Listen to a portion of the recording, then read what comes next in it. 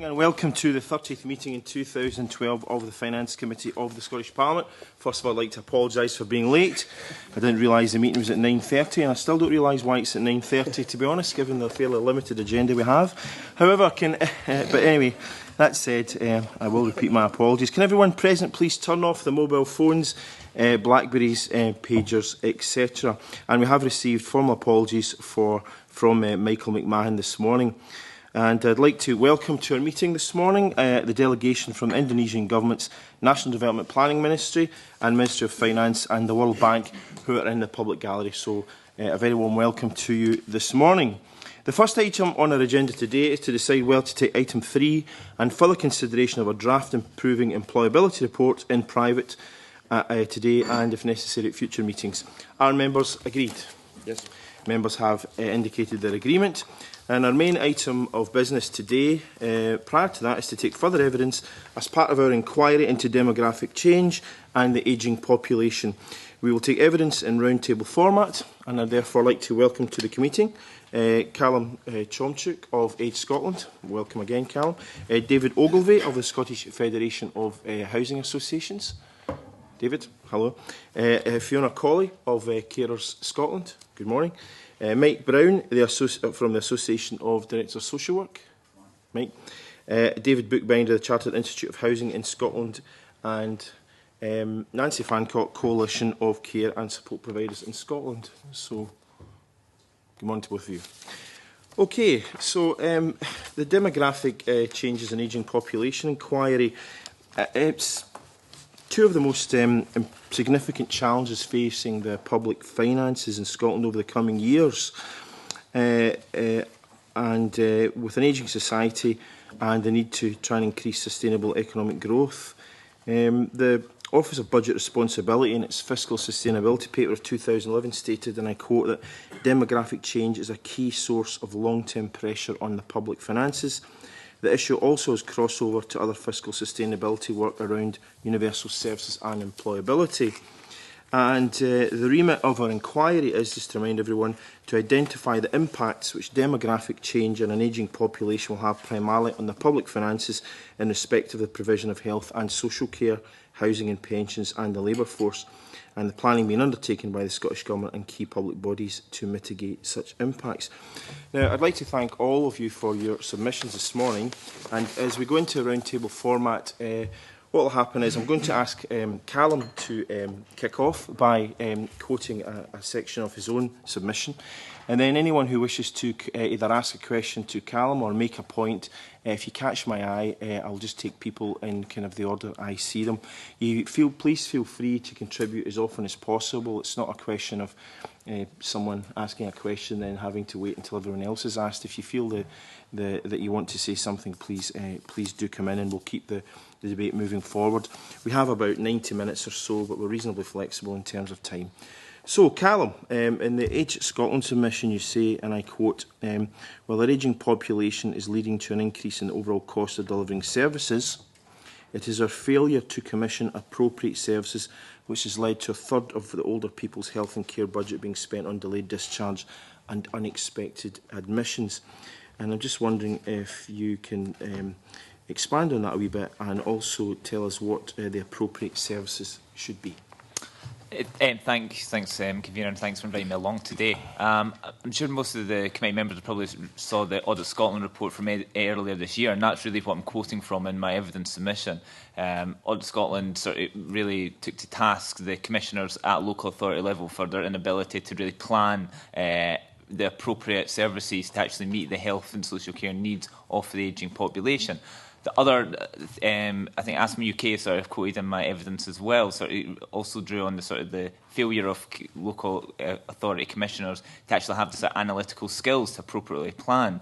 There is a real concern that local authorities aren't actually working out what the services the local community needs, what the cost of services will be to commission, and what the supply of local services are. And I think until we actually get a real picture of what the need is and what the capacity to deliver is, we're never going to be in a position where we're actually procuring and delivering the right services for older people.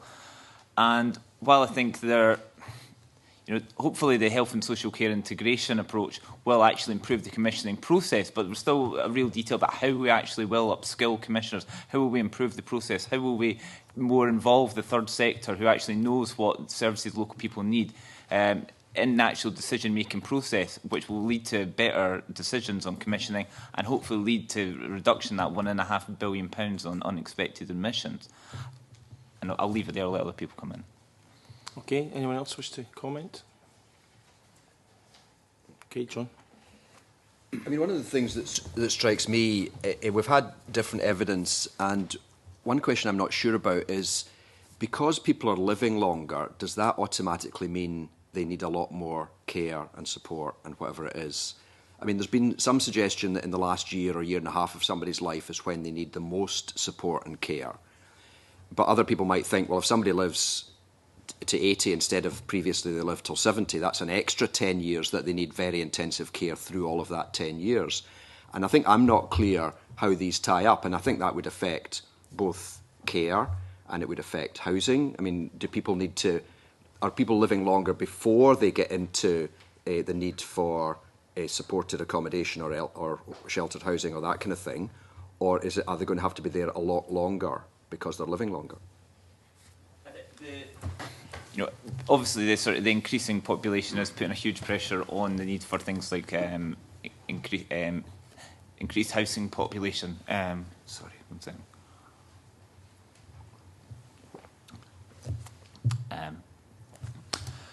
Sorry, somebody could jump in now. My apologies. It's okay, I'll leave you a minute or two. Nancy? Yeah, To be followed by Mike Kinston. yes, I just wanted to pick up on Callum's general points about commissioning, and from third sector provider perspective, commissioning is a huge issue for us, and one that we're unfortunately not as involved in as we could be. And I think in that Audit Scotland report on commissioning social care, they noted that only 11 of the 32 local authorities actually had some form of strategic commissioning plans for social care, which is a concern for all of us.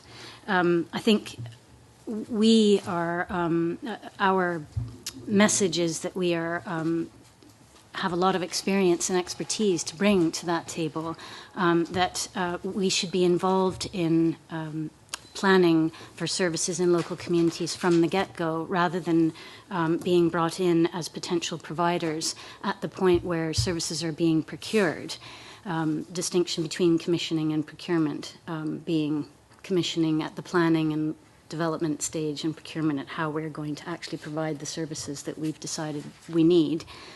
So I think we are very keen to get more involved in the commissioning stage. Now, I understand that in the context of the health and social care integration, there is quite a bit of work taking place now around joint strategic commissioning, which is being led by the JIT team, which is quite promising. And what they have developed to now is a national learning development framework. There's guidance being developed. So there's quite a lot of work actually beginning to take place, which will hopefully improve commissioning. But up to now, it has been difficult for the third sector to get involved at that stage, where we think that that's the most important stage, where we need to be making our contribution. Okay, thank you. Mike, and just before you comment, I noticed in your statement you said that the rate of increased funding required for demography can be reduced by further planned changes in the balance of care through increased community health, social care and third sector services. So I wonder if you can also speak to that too. Yes, thank you, Chair.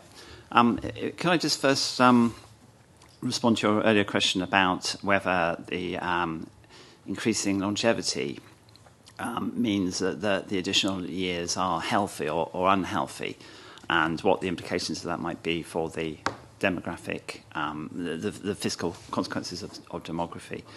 And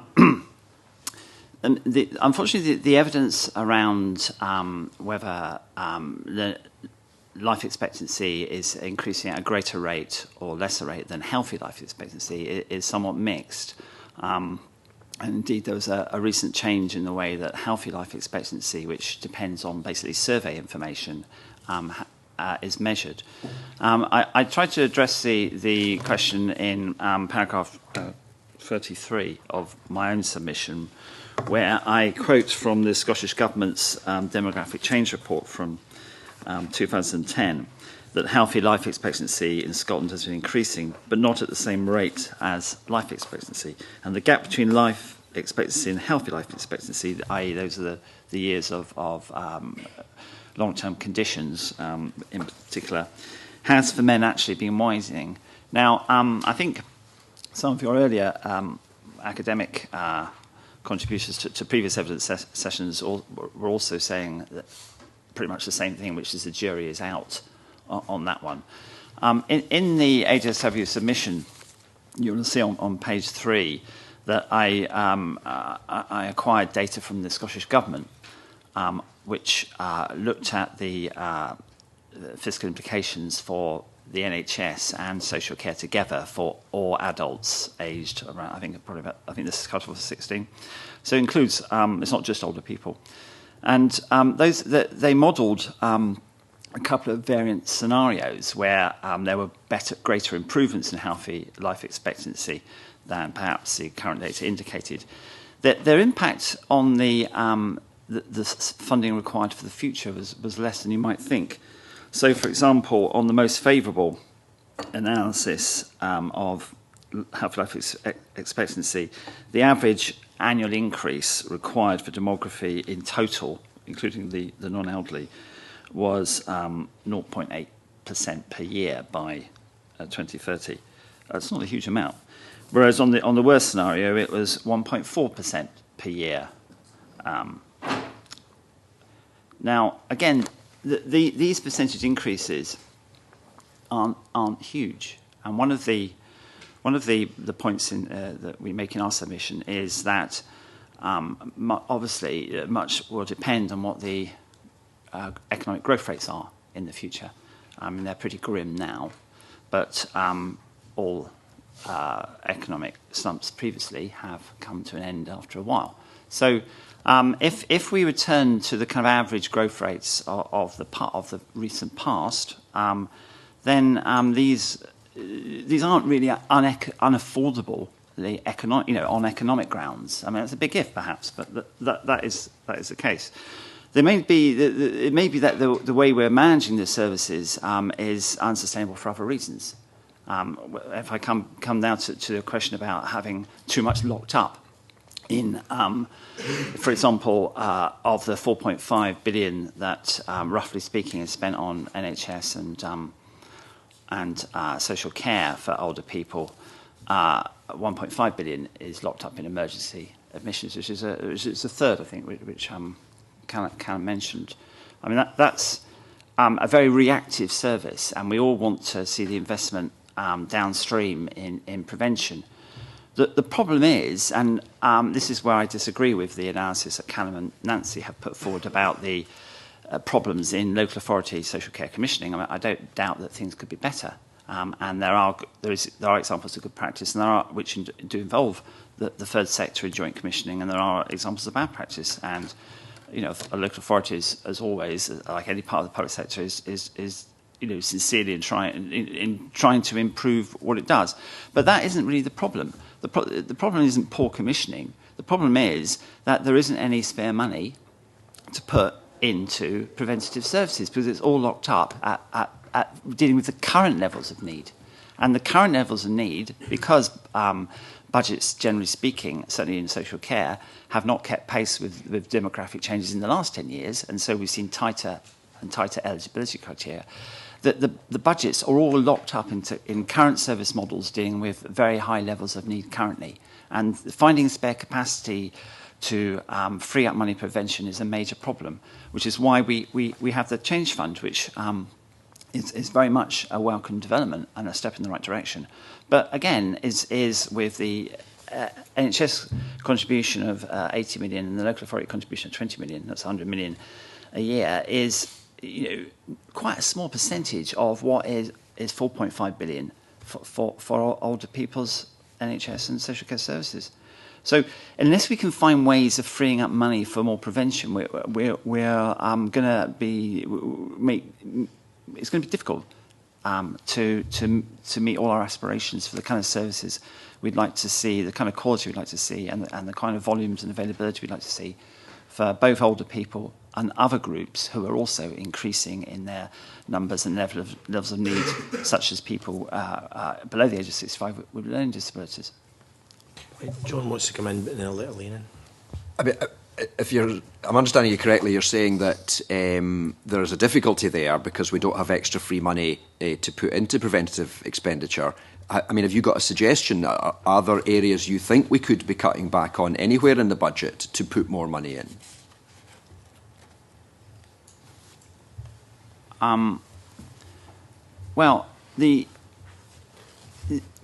If you can fund some double running costs, then you can start to invest in the services which will reduce the higher cost. So from the point of view of hospitals, they want more funding in community health and community social care, home house, telecare, adaptations to housing, and all the rest, which we know will be cheaper in the medium to longer term. In addition, we need to provide much support for carers, and we need to look at building community capacity and other sorts of prevention. We just don't have the means currently to fund a lot of that. So we need to find some way of increasing the size of change funds. Now, I haven't got a solution apart from there needs to be more cash put into this area. It's a question of political priorities, ultimately. It's not because, I mean, if you have to remember that both the NHS and I think particularly local authorities have in the last 5 or 6 years done a huge amount to change the way they operate, to provide efficiency savings. And they've had to do that simply to balance the budget. Those savings haven't been available for investment in prevention. They've been taken in order to have balanced budgets. And, until we crack this question of how do we resource prevention, we're going to be toiling. There are some low-cost things which could be done. I mentioned in the ADSW submission, I use a quote of David Bell's, but he's saying something that my association said when we were here back in 2010 for your inquiry on prevention, which is that there's no one-stop shop for prevention solutions. I mean, now there's lots of academic institutes, IRIS in Scotland, Skye down south, and the Nuffield Foundation, and lots of people, lots of academics are looking at what works in prevention and coming forward with really good research which shows the benefits and shows what's necessary to deliver on these things. But trying to actually get a handle on all of that wealth of information is actually quite difficult. It's not all in one place. It'd be quite a simple matter to low-cost commissioning the relevant agency to have a website with the links and some kind of analysis of what works in prevention, because we're all looking for opportunities to change what we're doing and learn from the growing evidence base in prevention. Okay. Elaine. Yeah, I wanted really to ask for comments actually on the role of housing in prevention and whether or not we're making the right sort of investments and going in the right sort of direction. And clearly, in appropriate housing, then older people will be able to remain independent longer. They will be less. They will require fewer care services, and they're less likely to suffer from emergency admissions into hospitals. But anecdotally, I hear that partly because of the pressures through our homelessness targets and the long waiting lists, that the properties which were built for pensioners and disabled people quite often are now having to be allocated to single people. I imagine that will get worse with welfare reform, with the bedroom tax, that will actually increase the pressures on those sorts of properties and possibly make them less available to older people. So I wonder whether what we can really do to tackle that. I just also wonder, even in the private sector, whether the standards are correct in terms of making properties or constructing properties which remain accessible to older people as they get older. And I also know that, for example, in the area of sheltered housing, that there has been a bit of a retreat from sheltered housing over the years. And even where there is sheltered housing, I think it's now being renamed often to sort of retirement accommodation rather than sheltered housing, and that seems to be accompanied by a reduction in the level of support people are getting there, with people not living in, not having living in wardens anymore, moving towards care call rather than to actually having somebody on the premises that can assist. And I just feel that perhaps in terms of the direction which housing is going at the moment, we're actually going the wrong way in terms of the preventative agenda for older people. Okay, David Bookbinder, followed by David Ogilvie.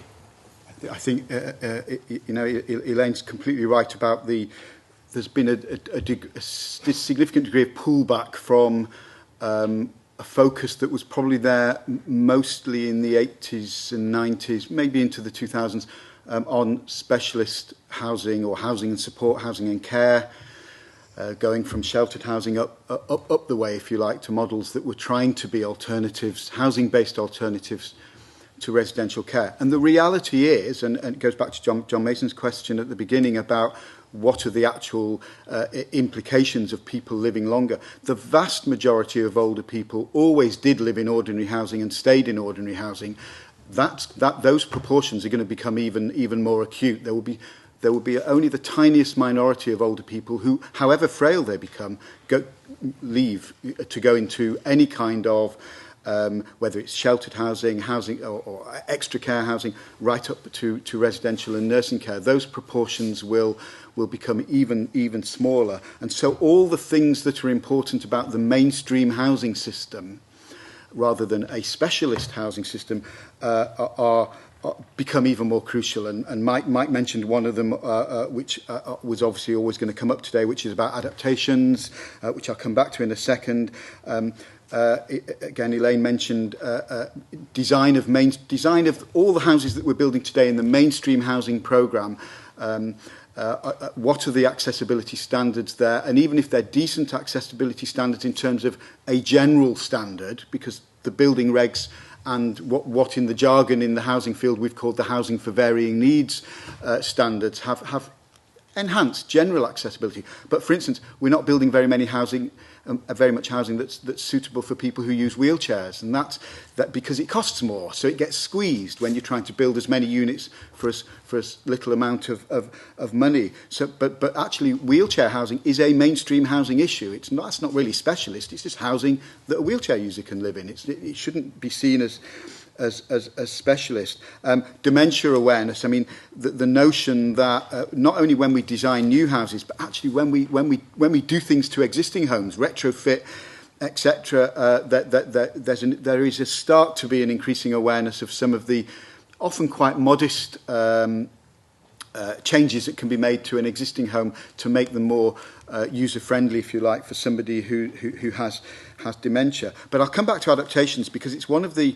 I think it's one of the. It has a higher profile than it used to. I think everyone on both the health and social care side and on the housing side would admit that. But it's still, there's something grudging about on both sides about adaptations. It falls between, most of the legal obligations on adaptations are in the health and social care world, often going back to legislation from the 1970s.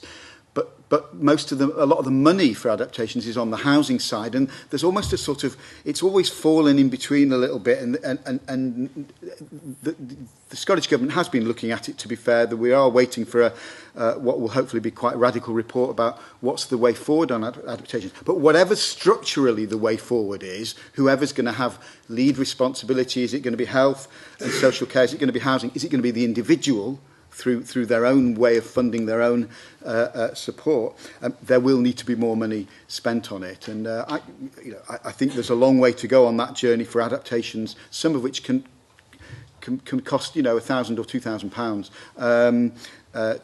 for the profile to really be where it should be. But I think the important thing is to think mainstream, because in terms of specialist provision, even 5 years ago, there wasn't that much being produced. Now, to align housing capital with health and social care capital to build it, and then align that with with forward commitments on providing the care in that specialist housing and care setting, that's a really difficult call at the moment. So the focus is almost inevitably going to be on how can we make the mainstream housing stock suitable as we go forward. Thank you. David Ogilvie, followed by Callum. Okay. Thank you very much indeed for inviting us along this morning. Elaine Murray asked whether investment in housing is going the wrong way, whether we are doing enough to achieve the shift to preventative spend. And for that purpose, I would later on invite my colleague Nancy Fancott to give you some further evidence about work that we've been doing with CCPS through the auspices of the Housing Support Enabling Unit to test the an optimism survey of providers of housing support, because what they are reporting is a significant downturn in terms of the amount of investment that they're receiving from local authorities. So we're seeing already when the budget comes to the pinch that local authorities are doing exactly what we thought they would do, which is cover the base in terms of their stat responsibilities and not look at the bigger picture shifting. When they're in a really inauspicious position. So I say that with a degree of sympathy with them, but at the same time there is also a need for us to achieve that shift, because over the longer term it's absolutely essential to fiscal sustainability. There are a range of other issues which I would want to cover in terms of SFHA's input in this. I think one thing I would definitely highlight to you, and I will make sure you all have a copy of the report that we did earlier this year through Joint Improvement Team funding, which was called, just check the title again, Supporting Older People to Live at Home, and I'll send a copy to the clerks for distribution. But we actually wanted to put on record what offer we have to make to the Change Fund process, to health and social care providers and commissioners, to help them see the role that housing associations and cooperatives across Scotland can play. Because currently what we're finding is that less than a third of Change Fund applications made by housing associations are actually being successful.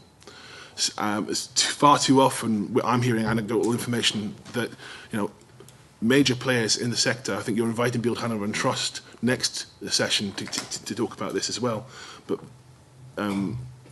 major players are finding it extremely frustrating. They're not getting the opportunities to provide services or to help shift towards preventive spend.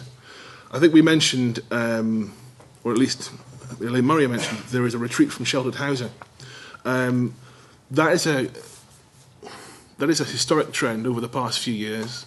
It goes back even before my time at SFHA, where the Scottish Executive, as was, had undertaken a review of older people's housing.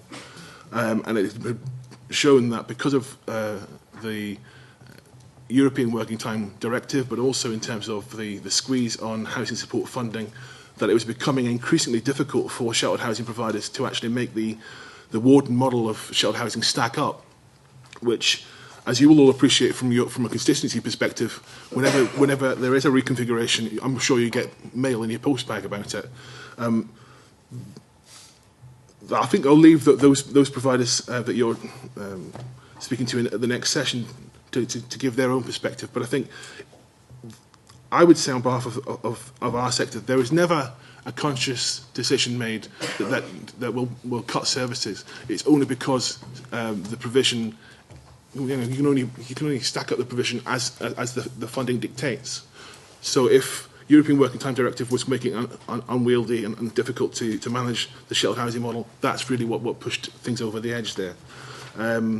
And it does make more sense if you can actually move towards a telecare model and it stacks up and it's acceptable, one having gone through a process of consultation with tenants. If that stacks up, that's fine. There are some very delicate issues I fully appreciate about how you transition from one model to another, but generally speaking, the sector does what it can to maintain that support in place. So yes, overall I would say we are probably going the wrong way in terms of preventive spending, because there are indications that spending is getting squeezed. But I wouldn't want this committee not to appreciate the full range of services which the sector has to offer. We are currently involved in doing adaptations to homes. We help owner-occupiers to fund and undertake repair schemes. Housing associations underpin most of the care and repair schemes in Scotland. We provide information and advice on housing options involved through housing options hubs as well, and also organising various different low-level support services from visiting, befriending, stair cleaning, snow clearing, what have you. So housing associations as community anchors have got that key role to play. They can. There's some brilliant examples I could quote to you later on, such as the Castleton Housing Association and Elder Park Housing Association project, which is a craft cafe. which they've been doing from their stables property in Castlemilk, which provides a unique opportunity for local people to actually engage and have, maintain a healthy, mental, active life, a mentally healthy, active life, rather, put it that way. But that sort of stuff helps to prevent admissions to health and social care. So we're absolutely determined to force our way into the health and social care integration thing. We met with, as a party, under the SCVO delegation, we went to meet with the Deputy First Minister when she was overseeing the health brief earlier this year, to make our concerns known that housing wasn't really mentioned in the health and social care integration consultation. I think what this committee needs to be mindful of is just exactly how important it is to have housing there. How can you truly achieve the shift, shifting the balance of care into the community without having appropriate home settings? And I would say that our sector is more than able to provide those home settings. Thank you. Callum, to follow by Jamie. Thanks, Convener. I think the Scottish Government and the Parliament have sort of recognised the pressures on older people's housing stock when ageing population. Obviously it's welcome the committee's looking at that. This today. I think in my last evidence session a couple of weeks ago I sort of mentioned that the government conducted a review back in 2010 and they modelled what the pressures will be exactly, said that the number of pensioner households requiring adaptations will rise from 66,000 in 2008 to 106,000 in 2033. The numbers of sheltered housing stock will need to rise from 38,000 in 2008 to 61,000 in 2033. So we can see the ageing population is putting a huge pressure on just that on those that type of housing stock alone.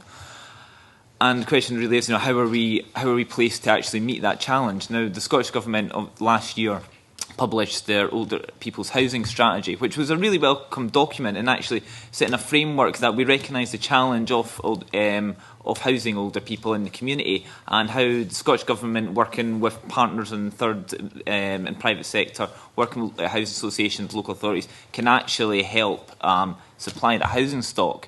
That framework is really important and valuable. The problem, I think, from Age Scotland's point of view, is that there was no targets or benchmarking within that document. So we've essentially got a strategy there that really seeks to have a plan for older people's housing in 10 years, but there's no outcomes really expected. If you can work towards a better outcome for older people's housing, that in itself is seems to be a satisfactory outcome.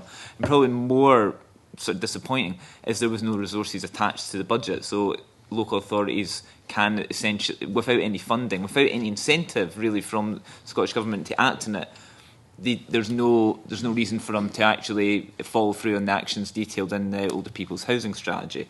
I think obviously there's the bigger challenge actually really for local authorities is actually probably starting to actually map what the local housing stock is like. I think there's only one local authority in Scotland, I think it was your own convener, I think it was North Ayrshire, who've actually begun to actually map not only the entire housing stock, but actually how useful it is and how susceptible it is to actually being adapted. Because obviously with decreasing budgets, we're going to have to depend much more on actually adapting existing housing stock. We're not going to have the capital there to actually build brand new houses for older people. So we have to make sure that stock is susceptible to adaptations. But until local authorities are in a position to be able to undergo a fairly extensive review of what they have available, we're always going to be one step behind. So I think the framework is there and it's important. And obviously we touched upon the real preventive spending of adaptations. Evidence from Beeld Hanover, spend £3,000 on adaptations can save you in excess of £10,000 in health and social care costs. These are really clear examples of why we should invest in it. But so far, local authorities really aren't just having the resources to actually focus on that as a priority. Thank you. Jamie, to be followed by John. Thank you. I just want to raise the issue of the role of carers in this issue, because clearly as the proportion of the population that is older gets larger, there's going to be increased demand, I would imagine, for the role of private carers, in particular not so much the statutory sector, but private carers, the familial support that there is out there. So I'm just wondering if what people might think in terms of whether or not we're geared up to support such people. I've noticed the Association of Directors of Social Work suggest in their submission there's a growing consensus of much more investment is required to improve support to carers. So I'm just wondering what people think their needs are and what they might be in the future, and particularly as we're moving towards self-directed support, how that fits in with this agenda as well. Okay, John, to be followed by Jean. Right, I'm going back to housing, is that all right? Of course, yes, okay. Right, sorry, back to housing, so a slightly different angle from Jamie's. I'm just wondering, from what Callum just said, it sounded like, because we've got tight money, we really have to emphasise adaptations as against building specially designed sheltered housing or whatever. I just wondered if that's what everybody's actually saying, because I thought some of the written evidence maybe was suggesting that actually it's the other way around. And is the mix right at the moment, or should we just stop building new houses and put it all into adaptations? I can't imagine that's the answer, or should there be some kind of switch or move or whatever? Another point I think came up it was CIH's evidence, was this whole thing about equity for private homeowners, and that can't be released, but it's been kind of assumed or suggested that it should be. I've always wondered, could there be some kind of a loan that was given to people so that the public sector, say, paid the interest, and then when eventually the house wasn't required, it was sold and the loan gets repaid, because there'd be no risk in that. Because certainly when I was a councillor, there were some individual cases where it was tens of thousands of pounds for an extension to a house and getting a toilet downstairs and that kind of thing. And so for one family, there's a huge can be huge input in that. I think that was directed at you, David. Yes, I'll maybe answer the housing. I'm aware there's a carer's question as well, so I don't want to lose that. But I'll Shauna's going to come in a wee minute. That's why I haven't asked her to respond directly to great. Jamie. Two points that John's raised: the specialist versus adapted. I think there will always be a need for some highly specialist new build provision. The danger is that there may be little or none of that. And even if we're talking about 1% of older people having at some point in their later life to move, because for one reason or another it's not possible for them to be cared for at home, then we're still talking about a reasonable amount of specialist housing-based, homely sort of housing and care settings, such as you would hope would be an alternative to what we've seen over the years as traditional residential care. And at the moment, it's very hard to see much of that coming, if any. And even 5 years ago, before the economic climate worsened, there was relatively little of that kind of specialist provision being built. So I think there is a little bit of a time bomb there. However much we rightly focus on adaptation of existing stock, there will always be a need for some highly specialist provision, and that it's very hard to see where that's coming from. On the equity release issue, you're right to focus on it. So much of the older population are and will be homeowners, and it was very. I think it's very telling that you asked a point about whether could the public sector in any way provide here. It's certainly our view, and many years ago I was lucky enough to work for what was then known as Age Concern down south, and equity release was something that was very close to our hearts, and there were some difficult there were some sort of scams in the 80s of schemes that weren't very good for older people and gave equity release a bad name. If you could invent a product, and it could be relevant for repairs, it could be relevant for adaptations, as you've mentioned, particularly the larger adaptations like extensions, where somebody, for instance, could borrow without having to pay interest, could borrow 10% of the value of their home and then repay the 10% as an equity sort of share on sale of the property, and that's the sort of ideal scenario. No commercial outfit will ever do that, because they want to give you 10% and take 20% on sale. They know that doesn't look good. They're not going to go into it. They didn't go into it in the days when the housing market was good. They're certainly not going to go into it now. That begs the question, is there a role for the public sector? Now, a few years ago, the Scottish Government was looking at something called a National Lending Unit, to see, particularly when grants, understandably grants for homeowners were starting to be withdrawn, could some kind of equity loan be offered by effectively a state bank, because on the basis that commercial outfits were just not going to go into this area. I think at that point, quite apart from the credit crunch not helping that kind of initiative, some of us believe that there was perhaps an element of cold feet from a government not really being confident that it wanted to be a bank or a lender, if you like.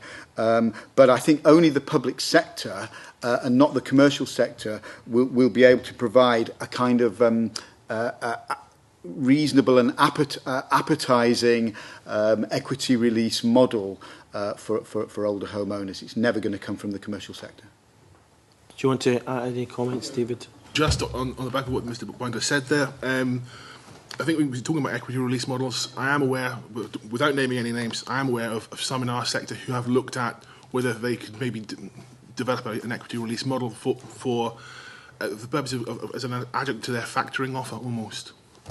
That's something that if this committee is interested in, I'm perfectly happy to write back to you separately about. But because I haven't consulted with those individuals, it wouldn't be appropriate for me to say much more. But I do think that a social enterprise model of provision in terms of equity release would be far preferable to the commercial thing, purely because of the reasons that David Bookbinder has actually stated. There have been some pretty bad horror stories previously. Can I just very quickly take the opportunity to build on the point that Callum made earlier about the strategy not having sufficient resources, and also tying to the point that John Mason made as well. Should we stop building houses? No, please God, no. We've got a huge housing crisis in this country, and I think that one of the biggest points that the Finance Committee needs to take on board is the evidence that my Director, Maureen Watson, was giving you previously in a previous session.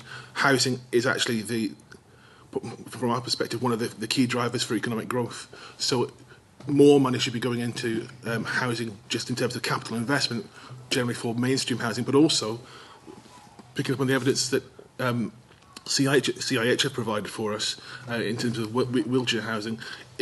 If we fail to invest in affordable rented housing for all household types, so there's distracting noise there. If we fail to invest in specialist housing now, we'll pay for it in the future in terms of higher costs, health, social care costs that we just really will not be able to accommodate in the budget that's set to reduce. I think that's pretty much what I would want to say on those two issues. Thank you. Thank you. Jean, to be followed by Fiona. Thank you, Convener.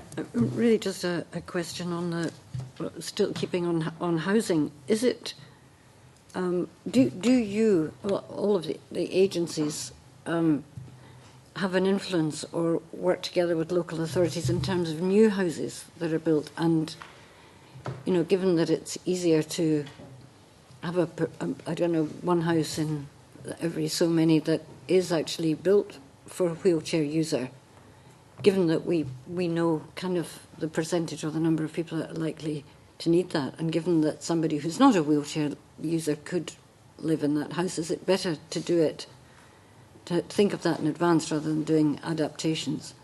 And how do you engage with all the other agencies and the social work departments or local authorities, health boards and so on, who all have a vested interest in making that happen? And the private sector too, I guess, Beeld and others who are doing that. What I would say is, in terms of adaptations, the reason why we have adaptations is we can only go forward from where we are.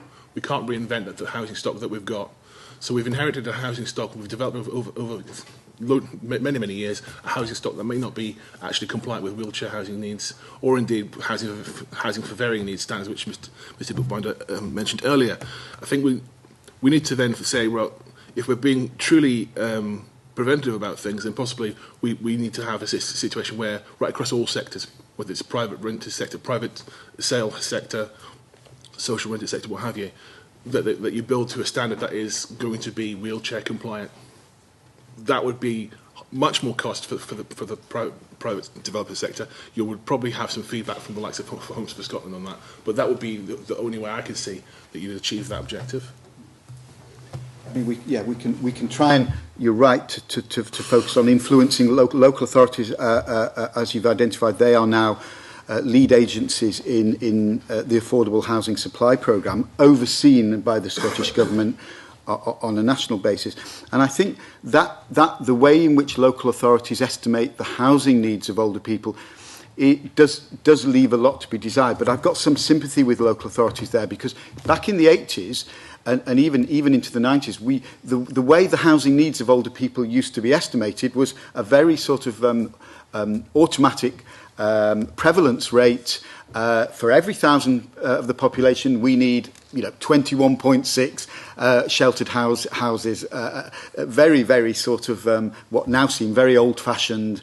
It's sheltered housing or nothing, and nothing else matters. And I think with the focus now on mainstream housing, there is uncertainty in local authorities about exactly what to seek, what to commission in terms of a housing programme when we're talking about mainstream issues such as housing built, at least a percentage of the new houses being built to wheelchair use. But the other body here that's critical in terms of influencing how local authorities look at needs is the Scottish Government. It is overseeing, still, rightly, the Affordable Housing Supply Programme, and it really is down to the Scottish Government to make sure that the outputs are not so squeezed by trying to squeeze as many houses for £30,000 a unit or £40,000 a unit, just to get the numbers. So if they're so keen to get the numbers right, but miss some of the breadth of that provision, what the variety of provision that's needed,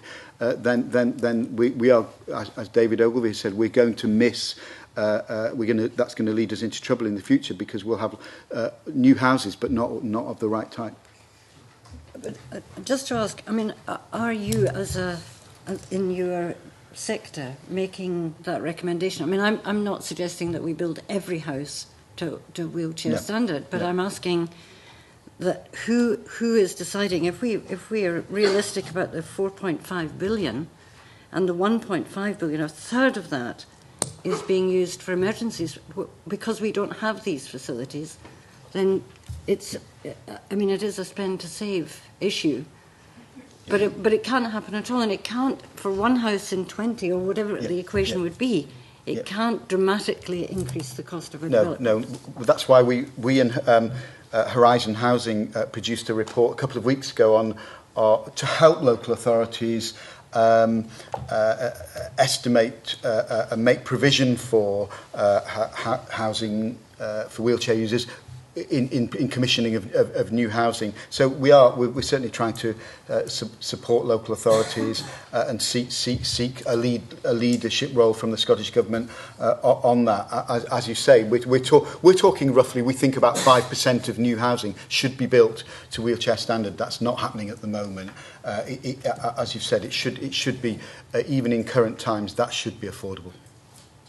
Thank you. Did you want to comment again, David? Just very briefly, I think we've made a very clear point in our submission about adaptations funding, that whilst there is this high-level strategic review about the structure of adaptations funding and making sure that in future it goes forward on the basis of being a 10-year fair, person-centred funding system, that we've actually witnessed cuts to that budget in the past financial year, down by about 25%. So that's not going back to the theme that you developed earlier on Elaine Murray, that in terms of the funding as well as the strategy, we are going in the wrong direction when it comes to preventive spending. We need to at the very least maintain the amount of funding that's going into our sector for sure. It was 8 million the year before, now 6 million.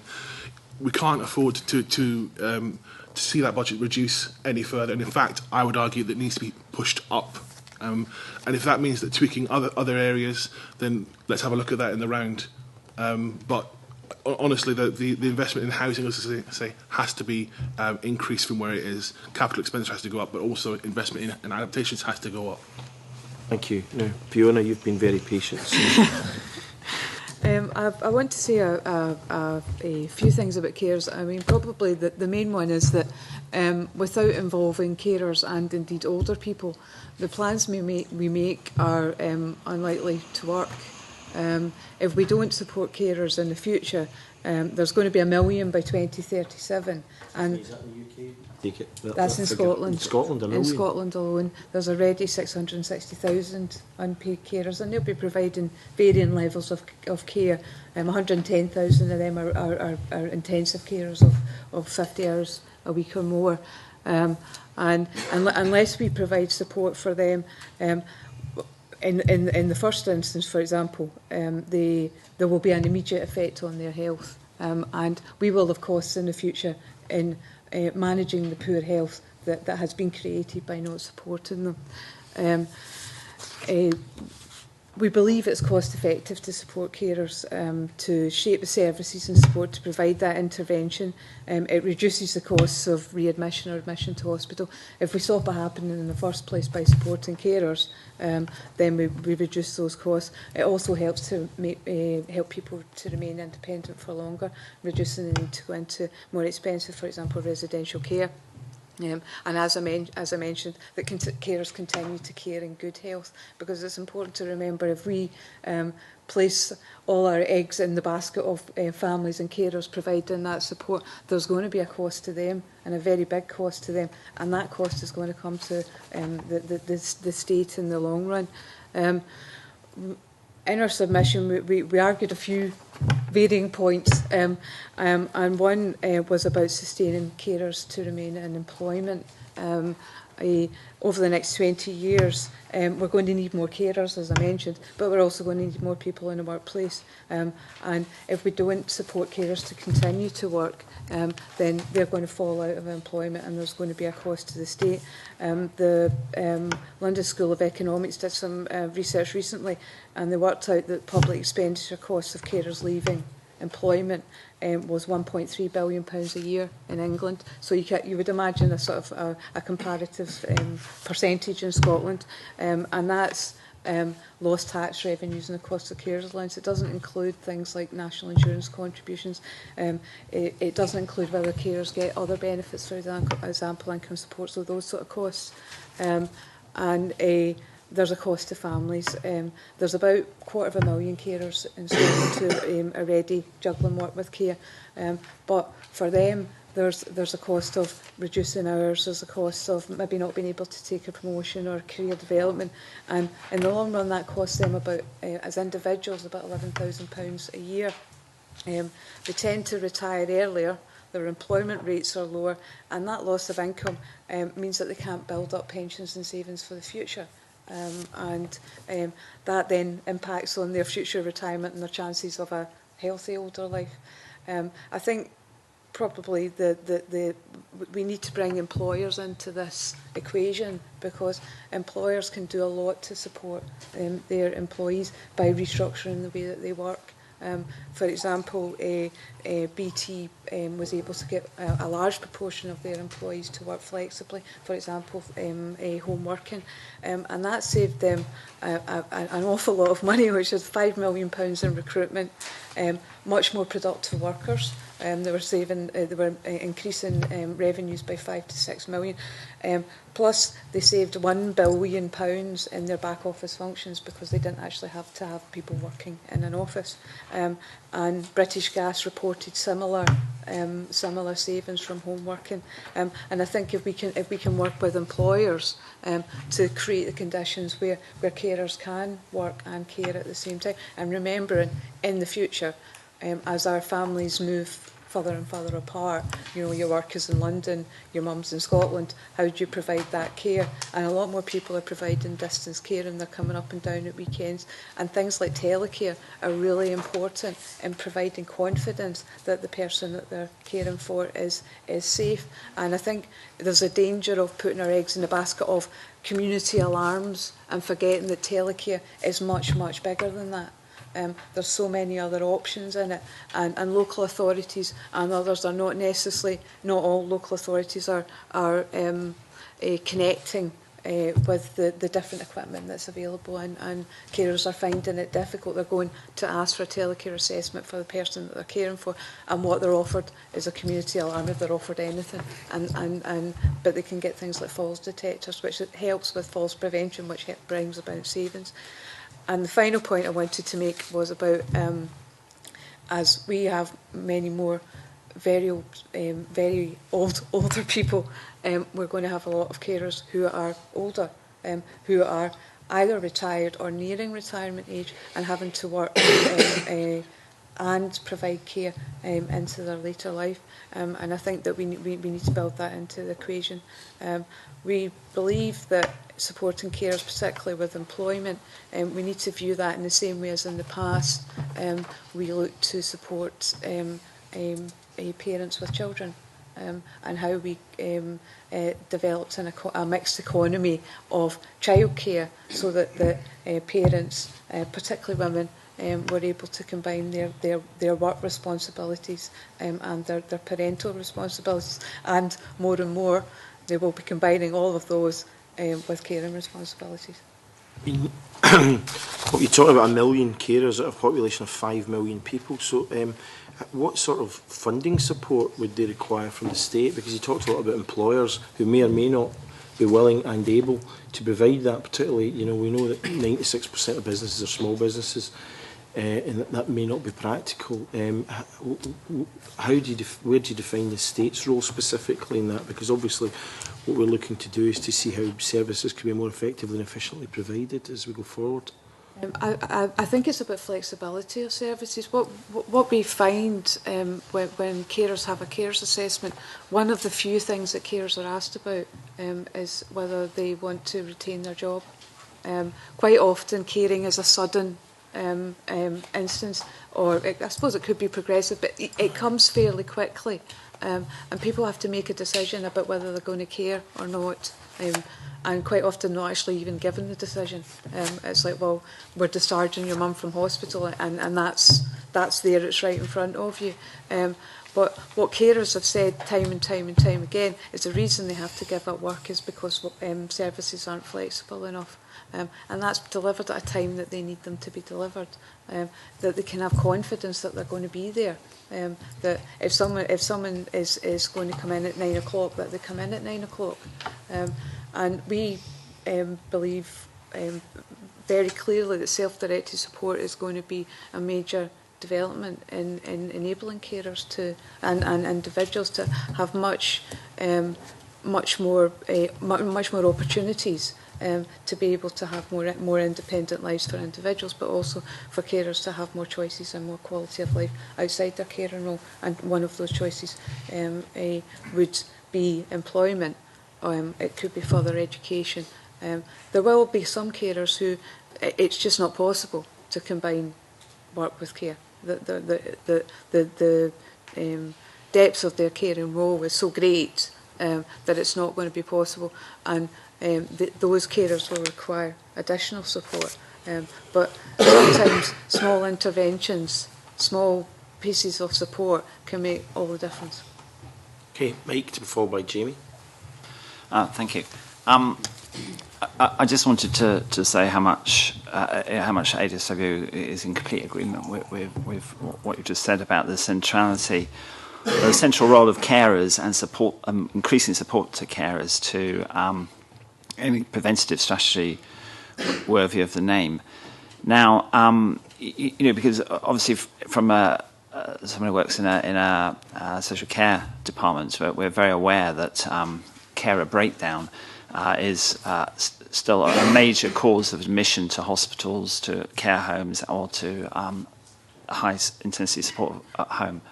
So it's absolutely essential on economic as well as moral grounds to provide more support to carers. Now, I think I'm right in saying that the current legislation gives local authorities the power but not the duty to undertake assessments of need of carers' needs as carers. And the SDS bill might have provided an opportunity to look at that. I say that perhaps going slightly off script, because local authorities, generally speaking, don't like additional duties being imposed on them by the Scottish Government unless the financial consequences are also funded. But I so strongly do I believe that the support given to carers isn't sufficient currently, and needs to increase, and is very much a part of prevention and the demographic sustainability agenda. That I do think that issue needs to be looked at again. Thank you. Jamie. Thank you. Convener, I just want to pick up on some things that were mentioned by Fiona. This area of the flexible approach from employers is quite interesting. Obviously, we heard the BT example. I'm just wondering if there are other examples of this, if there's evidence to suggest that employers are doing this on a wider basis. And if that's not the case, whether this is something that would be required to be put on a more statutory footing. And also in terms of, I think the convener tried to get at this as well, because there's been a suggestion that how we support carers needs to be improved. Are we talking about the actual financial support that's provided? Are we talking about the carers allowance? And if so, what should that be if it's not felt to be adequate? And I suppose that begets another question. I think Elaine Murray touched on the issue of welfare reform in a different manner, but I'm just wondering how the process of welfare reform that we're seeing might be affecting carers specifically. Sorry, Jamie. Jean. Thank you. I just wanted to go back to the figures, Fiona. It was quite $1 million, seemed very dramatic. That was by when? 2037. 2037, and we currently have 600,000. 660,000. Right. And presumably that's across the whole spectrum of... I mean, it does seem incredibly high. It's not only old people, presumably people caring for children. Yes, yeah. I mean, that's across the spectrum of carers. I mean, at the moment there's probably about 100,000 carers who are over or 60 and over providing care, and about 40,000 of them are providing very intensive care. But certainly the number of carers is increasing as the number of people who require care increases, and that is not just about older people requiring care. It's, for example, people with learning disability, children who in the past may not have been expected to live into adulthood.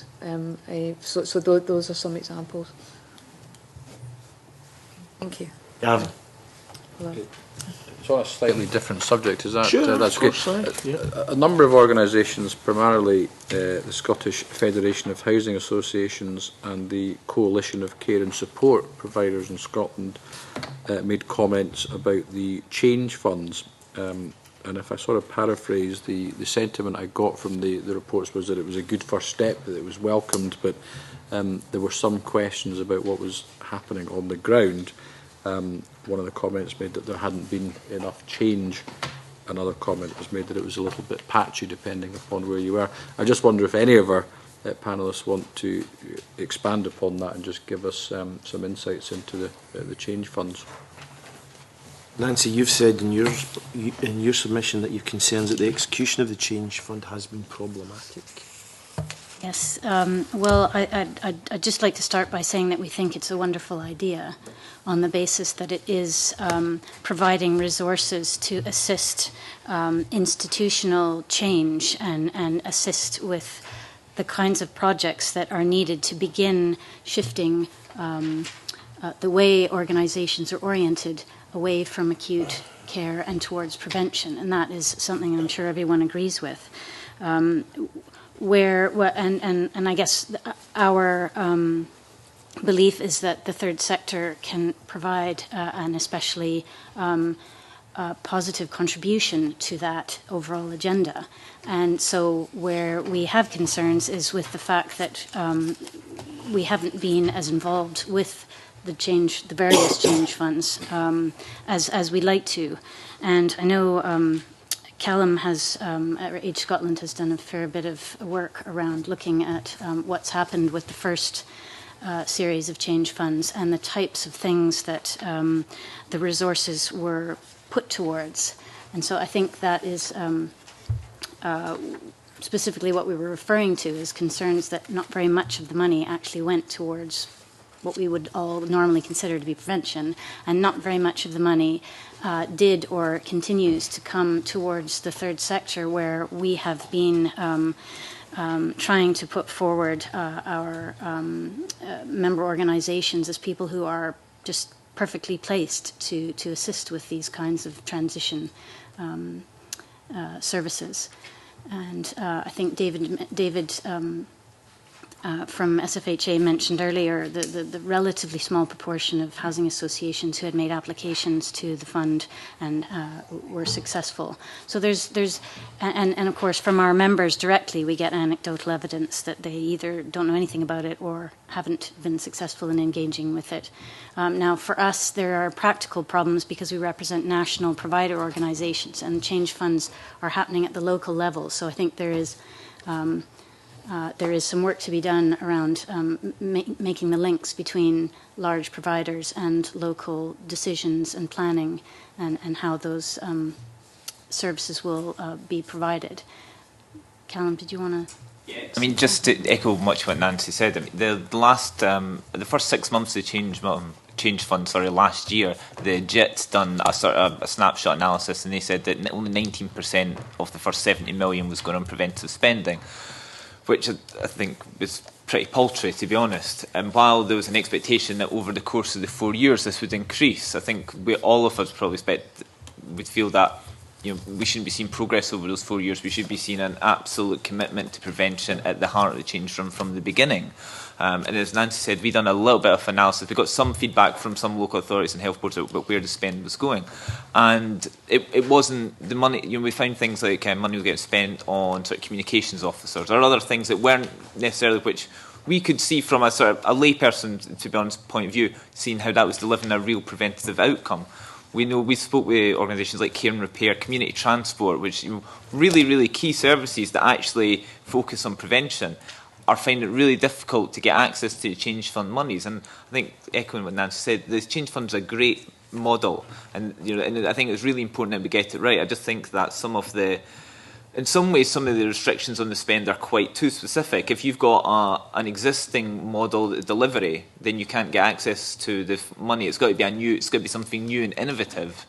Yet at the same time, we're finding projects that are new but aren't preventative are getting access to the money. So in some ways the guidance is too strict, in other ways it's too loose. And I think there is a case of actually trying to improve the way the actual money is getting allocated by the partnerships to focus on actual real preventive outcomes. And just to quickly build on a little bit of transport, I think that looking at the evidence today, I think one of the things that's really missing if we're looking at older people is actually the concessionary fares scheme. I think that if we're looking at the impact of an ageing population, I think we have to look at not the sustainability of the concessionary fare scheme, but the appropriateness of the way it is as it currently exists. Community transport plays a huge vital role to older people all across the country, but they have to pay for it. And anyone that has a rural constituency will know how important it is. And I think there is a case for actually trying to include those services in the national concessionary scheme. I understand what you say, but one of the issues that we face as a finance committee is the fact over 3 years, or the Scottish Parliament faces, is that over 3 years we've got an 11.6% reduction in our budget and resource and a 33% reduction in capital. And in many of these kind of sessions, people say we need to spend more money here, more money there, and I think we would agree with that in an ideal world, but we're not getting many people coming back and saying, yeah, we need to spend more money to include this particular group. But who do we spend less money on in order to be able to fund that, for example? On the community transport, I think we've done a lot of engagement with our members, and we think there is appropriate if you're going to widen out the scope of this scheme, if we're going to include community transport, then I think it is appropriate to look again at the age eligibility of the system. We already have state pension age rising up to 67, more likely than not 68, and I think that Audit Scotland or Independent Budget Review actually said increasing the age eligibility up to 65 would save around £40 million a year.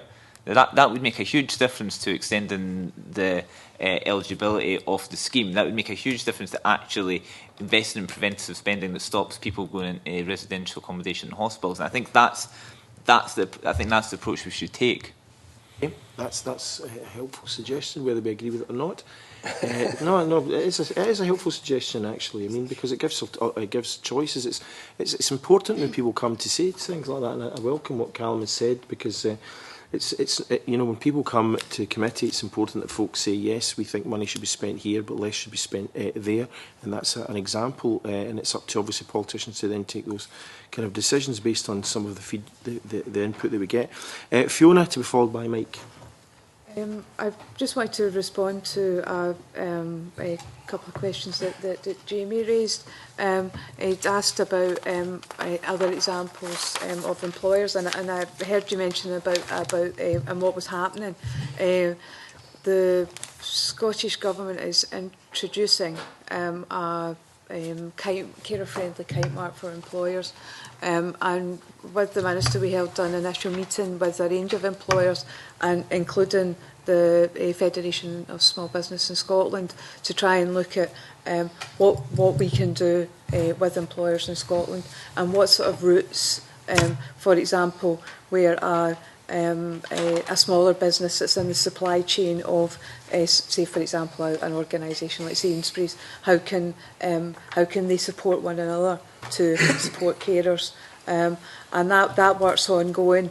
There's another organisation which covers the whole UK, which is called Employers for Carers, and there are a number of small businesses involved in that, because actually for a small business it's much more damaging to lose one of the most experienced employees. The peak age of caring is between 44 and 54, and that's a time where you've maybe been in an organisation for a long time, you know it inside out. To try and bring someone else in and train them up is a very expensive thing, and for a smaller business it's an even more expensive part of their income. I also asked about what support carers would want. I think that, you know, that there's practical supports in terms of emotional support, being able to have a break, but we do hear that we did mention about financial, and I can't not mention the carers allowance, and the level of carers allowance is just over £58 a week, and that works about £1.67 an hour for 35 hours a week, and that's the criteria. Carers have said consistently that they want to see carers allowance increase at least to the level of other benefits, for example, job seekers allowance. And we have been campaigning for a long time, and we've been told it'll be reviewed on more than one occasion. I think welfare reform is going to have a significant effect on carers, because it's going to have a significant effect on disabled people, and I don't think we underestimate what that is going to be, and I think that is across the board. I don't think that any of the organisations round this table are going to be unaffected, from local authorities to the voluntary sector to individuals. Thank you. Mike, to follow by Nancy. Yeah, I just wanted to make some comments in response to what's been said about the Change Fund. First of all, in terms of the third sector involvement, I mean, obviously that will vary from area to area, but really right from the beginning of the Change Fund, the documents that the partnerships are required to submit to the Scottish Government have been required to be countersigned, not just by the NHS and by local authorities, but by the third sector, and also currently the independent sector. And so, I mean, obviously, the third sector doesn't always speak with one voice, and there are issues about who is representing whom sometimes. But there has been an attempt right from the beginning to directly involve the third sector in the governance of the Change Fund. There is, I think, acknowledgement nationally that the input of the housing dimension of community care hasn't been as strong as it ought to be, and I agree with the comments being made on that front. The template for submission of the joint strategic commissioning plan for older people, which is replacing the document that partnerships had to send it to the Scottish Government to make sure that they are spending their Change Fund money properly, etc. That now has a housing contribution template, which is an attempt to get partnerships to focus on the housing support and other housing elements of community care. So I don't see that solves the problem, but it is a step in the right direction. If I could come to this question of how much of the Change Fund is being spent on prevention. I haven't yet read the JIT report, so I don't know what the 19% which is quoted actually amounts to. But there is an issue about how you define prevention here, I think. We need to remember that the Change Fund, which has only been, this is the second year, last year it was 70 million, this current year it's 100 million.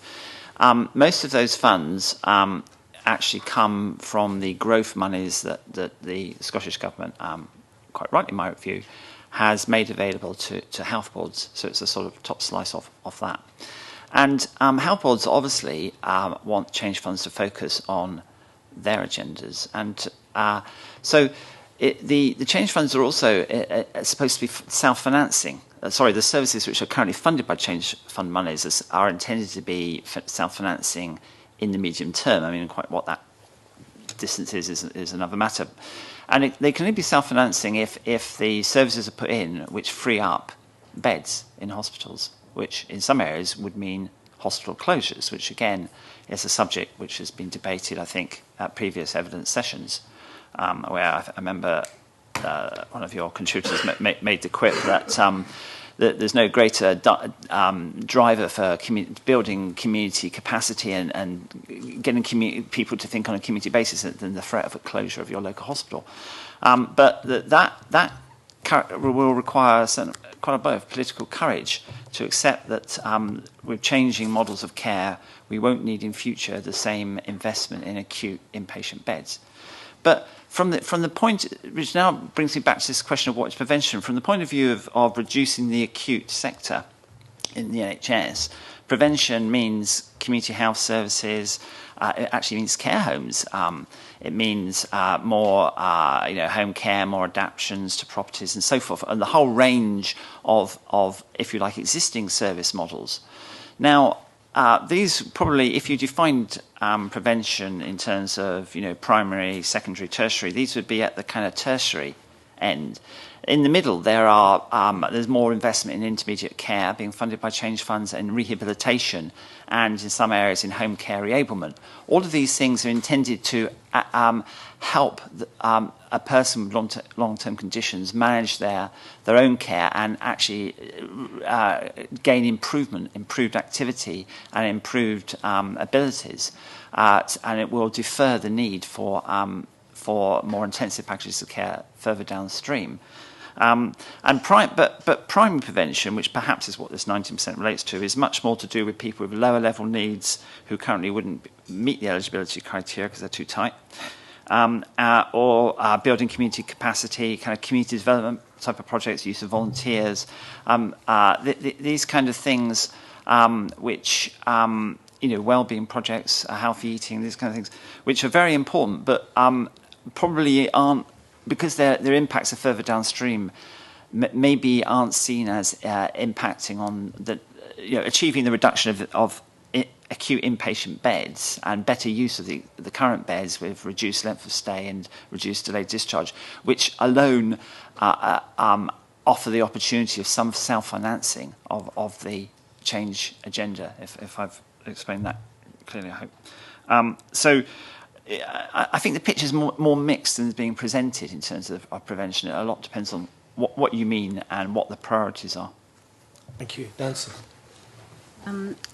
Yes, I just wanted to come back to your point about where do you find the money, and I don't have an easy answer for you, but what I do know is that poor quality care is not what we're aiming for, and it's ultimately going to cost us more in the long run. And the tension between the agenda that we have for improving quality care and improving outcomes for people, which is what integration is all about, is coming up in a very practical and real sense against the need for balancing budgets. I think that to come back to Mike's point about poor quality commissioning and how he doesn't think that's really the issue, but that it's more money that needs to be put into the system that's the issue. I agree and disagree. I think there really are big issues with commissioning, and the problem that local authorities that we have, that we don't have the proper information in order to be assessing what we need and what it's going to cost and what the outcomes are. We're not linking the decisions, the strategic decisions we're making about, or strategic aims, with the investment decisions that local authorities are making. We've recently done some, and we see that quite a bit with our members who provide evidence of the effectiveness of their services and yet see that their funding's cut.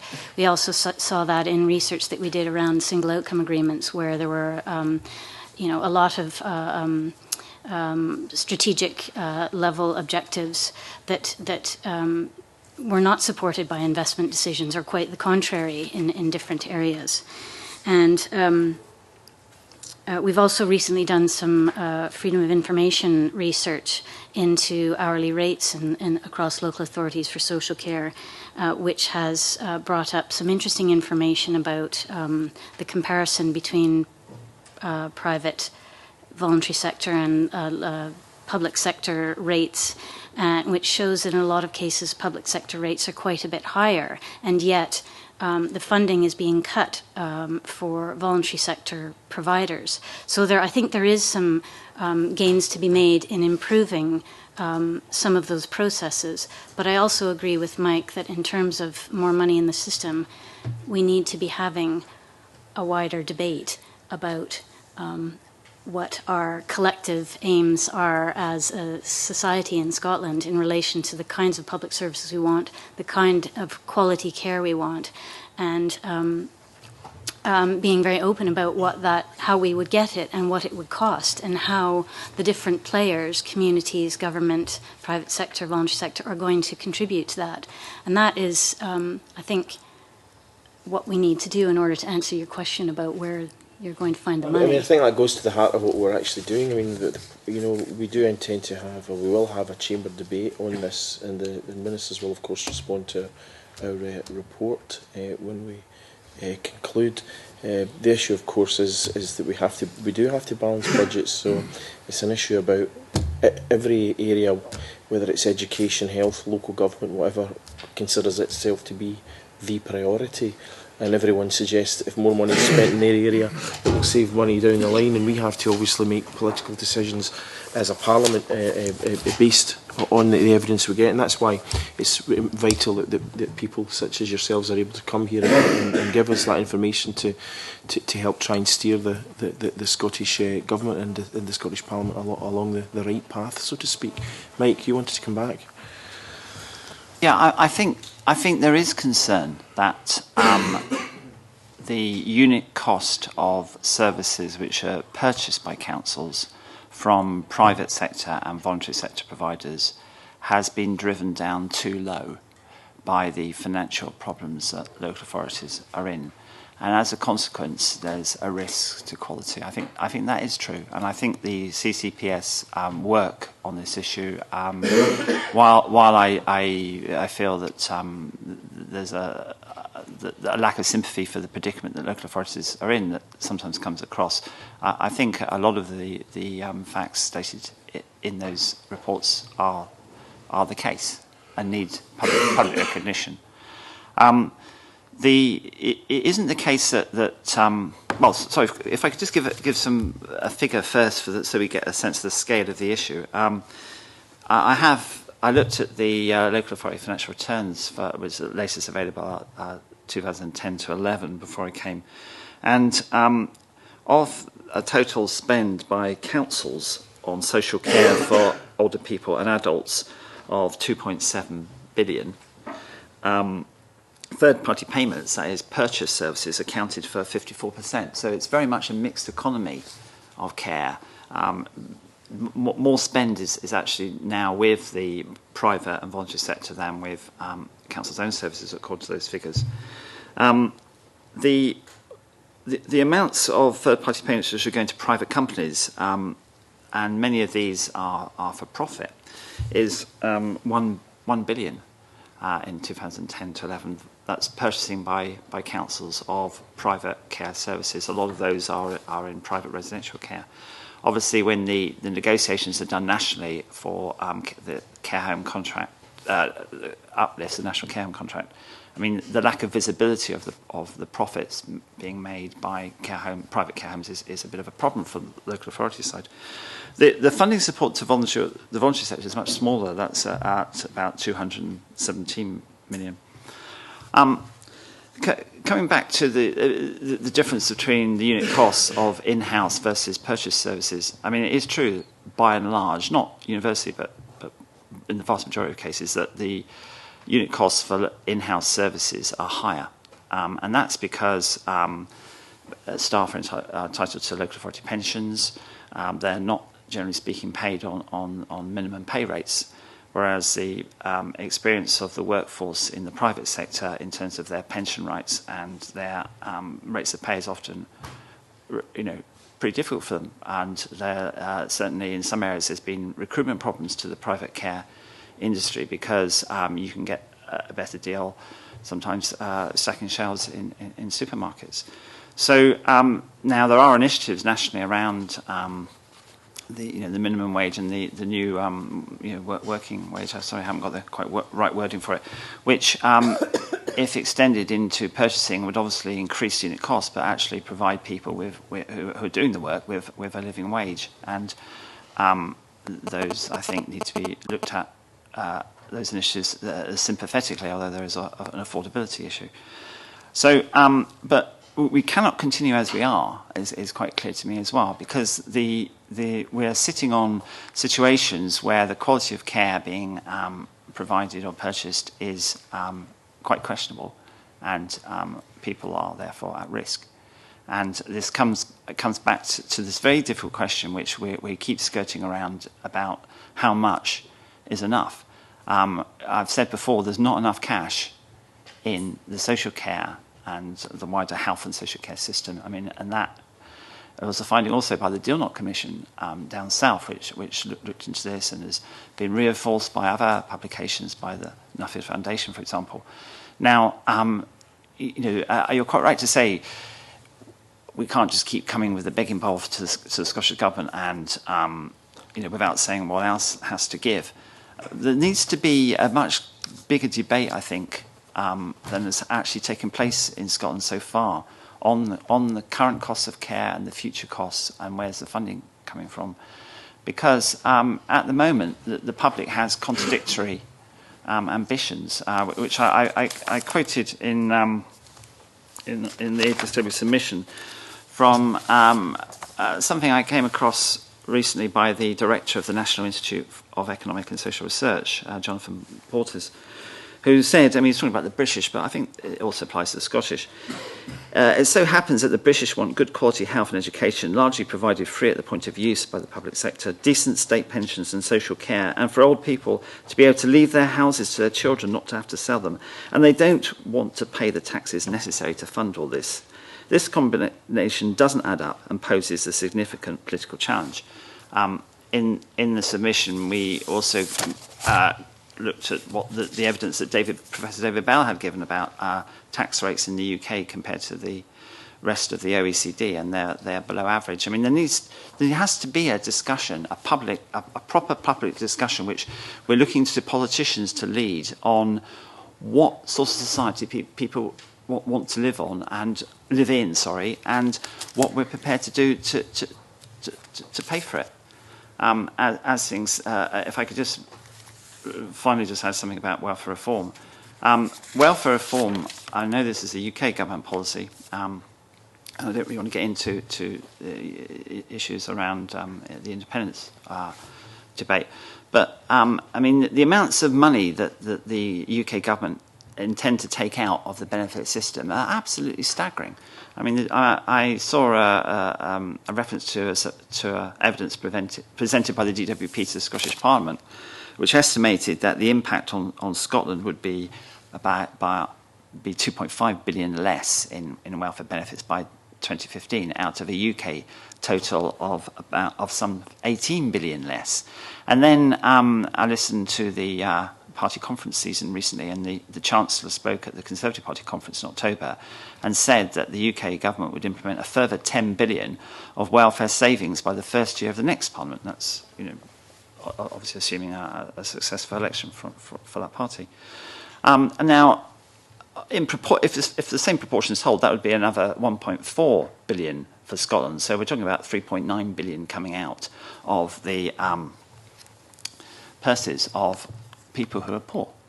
And what that will do further downstream is even further widen the widening health inequalities that we see. Because they're partly, not entirely, but still largely driven by income inequalities. I mean, this comes back to the question of a debate about what sort of society do we want? Do we want a more equal, fairer society where old people aren't living in fear because they're no longer able to look after themselves? And if we want that society, then we all have to pay for it, if necessary, through additional taxation. Thank you. Now, we're out of the 90 minutes allocated and no one has put their name down to speak, but I'm willing to give folk an opportunity if anyone wants to make any final comments before we wind up the session. David Ogilvie. Very, very brief comment. I think one aspect which I would have wanted to bring up in this conversation is the issues of fuel poverty, particularly in the context of what's happening with the domestic fuel prices just now, and it is forecast to go forward. I don't think that's a situation that can be disregarded by this committee. I think that I'm afraid that's another thing to weigh into the balance, particularly when you're talking about the health and well-being of the older sector of the population. We need to look at how that is funded in future, but also how we tackle those problems just currently as well. Thank you. Anyone else got any further comments, Naz? Excuse me. I've got a frog. I just wanted to re-emphasise the fact that we think that the voluntary sector has a tremendous amount to contribute to this agenda, but that we are, close to being on our knees in terms of our ability to provide good quality services as a result of the relentless downward pressure on costs that have mainly created huge pressure on the workforce, which is, we think, the key to good quality services. We did some research a couple of years ago, 2011, which showed that in terms of employment conditions, there were no longer any comparable terms and conditions that the voluntary sector had that were on a par with the public sector. So there is a very clear two-tier workforce developing, which is tremendously problematic in terms of our ability to help with this prevention agenda. And I think that needs to be considered in the context of how we are involved in strategic commissioning and how local authorities make their decisions about service provision. The other point I just wanted to raise, and I think somebody might have mentioned it earlier, but is the potential for the self-directed support agenda to make a contribution to prevention. And while we strongly believe that self-directed support has nothing to do with saving money, it's all about improving outcomes, that there is potential for quite significant improvements in service provision and in outcomes for individuals that in some cases have been proven to demonstrate, in addition, financial savings. And I'll just quickly mention an Alzheimer's Scotland study where they did some piloting work with self-directed support and dementia sufferers recently in Scotland, and which demonstrated quite remarkable improved outcomes for those individuals, as well as a bit of cost saving. So I think that the committee might want to just consider the extent to which that can contribute. Thank you. David Bookbind. Along the lines of your understandable concern that we shouldn't all just be asking for more money for everything, I think one of the things that the housing sector would broadly accept in it going forward is if, given the importance of building the right types of houses, and this is specifically a comment on the new build programme, it may be appropriate that that a target is reduced slightly in order to build the right kind of houses. So if in the next 3-year programme from 2015 onwards a government target was to build, it could be to build 6,500 houses of any type, it might be better that it's 6,300 houses of the right type.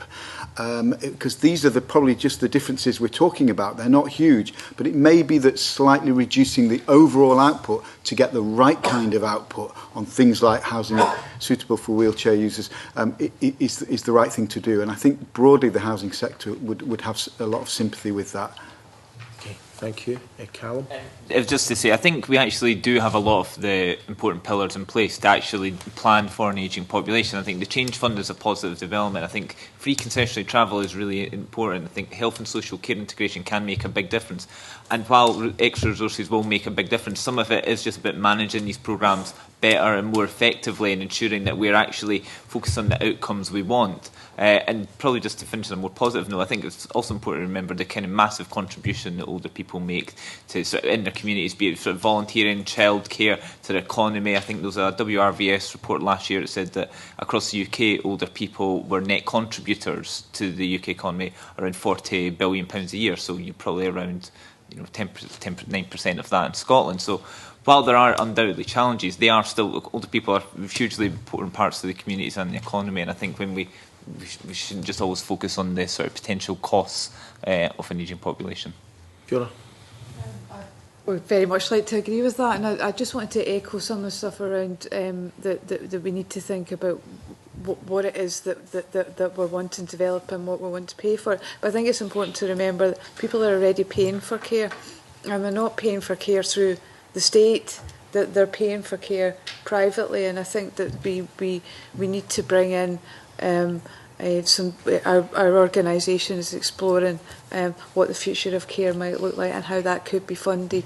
Some of the stuff is around how employers can support individuals, but also how you can put in place a structure to improve care, and also to look at things like insurance. I mean, we already plan for life insurance, we plan for things like funeral care. Do we need to start thinking about planning to ensure that we may become a carer or require care in the future? Thank you. Mike, do you want to say anything further? I know you spoke just a few minutes ago, but that was before I said everyone had a few minutes to say any final points, so please feel free if you wish to add anything. Thank you, Chair. I feel I've already set out the views of my association. I think that there's a lot more agreement around among your witnesses, I think, than disagreement, so we have disagreed on some things. I think it is quite important to try to up the debate on these issues, the public debate. That's quite difficult because there are lots of things going in the wrong direction. For example, the line taken on by the popular press in relation to welfare reform is very much the kind of highlighting alleged benefit scroungers, etc. These kind of representations don't help the rational argument on these things. There has been quite a lot of work in England around insurance-based solutions and shifting the balance of funding between the state, the individual, and the family, and so forth. There's funding responsibility for care. I mean, whether we want to go down that road or not, we certainly need to look at the options. And there ought to be in Scotland some kind of commission, a bit like the Deal Not Commission down south, which can help provide a focus for raising public debate and on these very crucial questions about the future funding of care, not just for older people, but for other groups in the community, adults with disabilities in particular, where numbers and the complexity of needs have also been growing through greater longevity. Okay, thank you very much.